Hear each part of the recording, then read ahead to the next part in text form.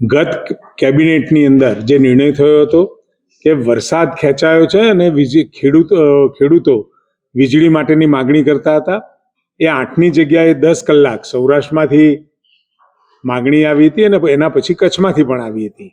7મીએ આપણે સૌરાષ્ટ્રમાં આપવાનું ચાલુ કર્યું અને 9મી તારીખથી આપણે કચ્છમાં આપવાનું ચાલુ કર્યું. 8 કલાકથી 10 કલાક વીજળી જે આપવાની શરૂઆત કરી, એમાં ખેતીવાડી વીજ વપરાશ દૈનિક 4.4 કરોડ યુનિટથી વધી અને 5.2 કરોડ યુનિટ થયો છે.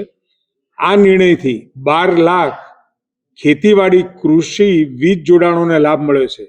તદુપરાંત 14/8/2025થી એટલે કે આવતીકાલથી મહેસાણા જિલ્લામાં પણ માગણી આવતા ખેતીવાડી વીજ પુરવઠો 8 કલાકથી વધારી અને 10 કલાક કરવાનું આયોજન થયું છે. અને આ નિર્ણયથી મહેસાણા જિલ્લાના 43,000 જેટલા વીજ કનેક્શનોનો એ લાભ થશે અને એ વીજ જોડાણોને 8 થી 10 કલાક એમની વીજળી મળશે.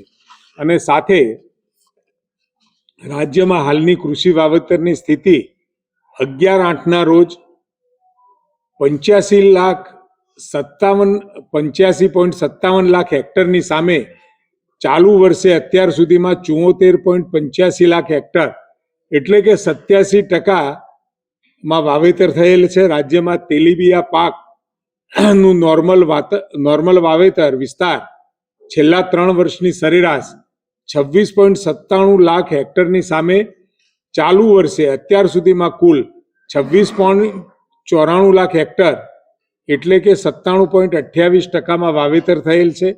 મગફળીમાં 3 વર્ષની સરેરાશમાં 17.50 લાખ હેક્ટરની સામે ચાલુ વર્ષે અત્યાર સુધીમાં કુલ 20.54 લાખ હેક્ટર એટલે કે 117.32% વાવેતર થયેલ છે. કપાસમાં છેલ્લા 3 વર્ષમાં 25.34 લાખ હેક્ટરની સામે ચાલુ વર્ષે અત્યાર સુધીમાં કુલ 20.58 લાખ હેક્ટર એટલે કે 81.23% વાવેતર થયેલ છે. રાજ્યમાં ધાન્ય પાકનું નોર્મલ વાવેતર વિસ્તાર 13.76 લાખ હેક્ટરની સામે ચાલુ વર્ષે અત્યાર સુધીમાં 12.88 લાખ હેક્ટર એટલે કે 93.63% વાવેતર થયેલ છે.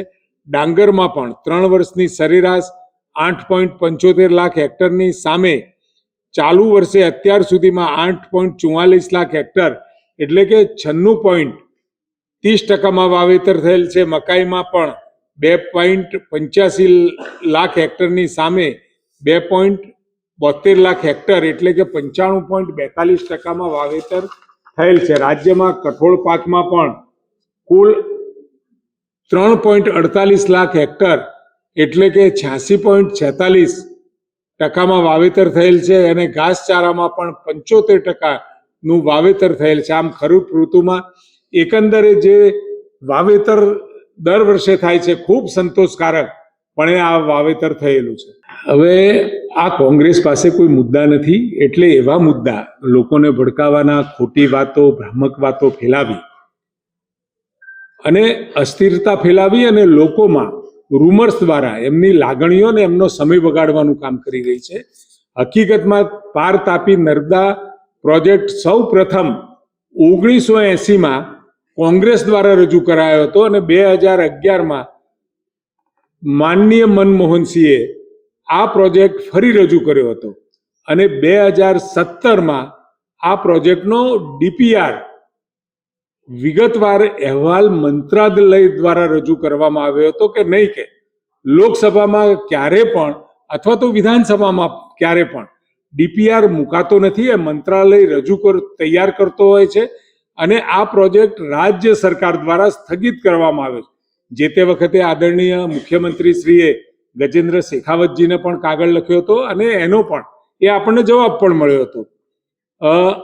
અને 22 થી 25 દરમિયાન આ પ્રોજેક્ટના સંબંધિત રાજ્ય કે કેન્દ્ર સરકારમાં કોઈ પણ પ્રકારની કાર્યવાહી કરવામાં આવેલ નથી.